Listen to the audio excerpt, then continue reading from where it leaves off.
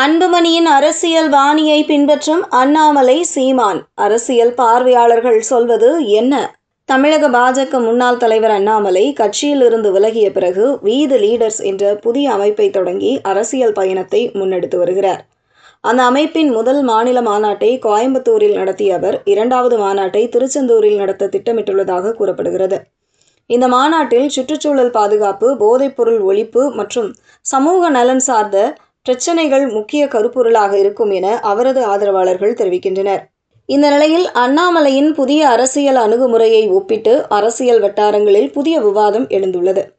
அரசியல் பார்வையாளர்களின் கருத்துப்படி பாமக தலைவர் அன்புமணி ராமதாஸ் கடந்த 20 ஆண்டுகளுக்கும் மேலாக சுற்றுச்சூழல் பாதுகாப்பு, பூரண மது விலக்கு, போதை ஒழிப்பு, மரம் வளர்ப்பு, நீர்நிலைகள் பாதுகாப்பு, பொது சுகாதாரம் உள்ளிட்ட பிரச்சனைகளை தொடர்ந்து அரசியல் மற்றும் பொது வாழ்க்கையின் முக்கிய கருப்பொருள்களாக முன்வைத்து வருகிறார்.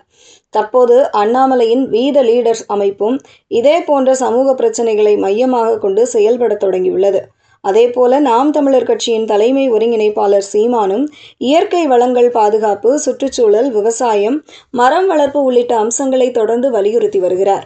இதனால் அன்புமணி நீண்ட காலமாக முன்னிறுத்தி வந்த அரசியல் கருப்பொருள்களையே தற்போது அண்ணாமலையும் சீமானும் தங்கள் அரசியல் பயணத்தில் முக்கிய அம்சங்களாக எடுத்துக்கொண்டு செயல்பட்டு வருகிறார்கள் என்ற கருத்தை சில அரசியல் விமர்சகர்கள் முன்வைக்கின்றனர்.